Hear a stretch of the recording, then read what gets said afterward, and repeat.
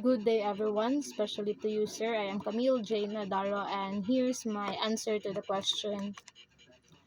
Read the poem Sonnet 29 by William Shakespeare and share your understanding about the poem. So, as I read the Sonnet 29 of William Shakespeare's, it describes a speaker who feels deeply troubled and envious of others' fortunes and talents. He laments his own misfortune and isolation, so feeling ignored by heaven. However, when he thinks of his beloved, his mood lifts dramatically and he feels like a lark singing at dawn. The memories of his beloved's love brings him such immense joy and contentment that he would not trade his position even with the king's. Ultimately, the poem highlights the transformative power of love, which can turn despair into happiness and also fulfillment.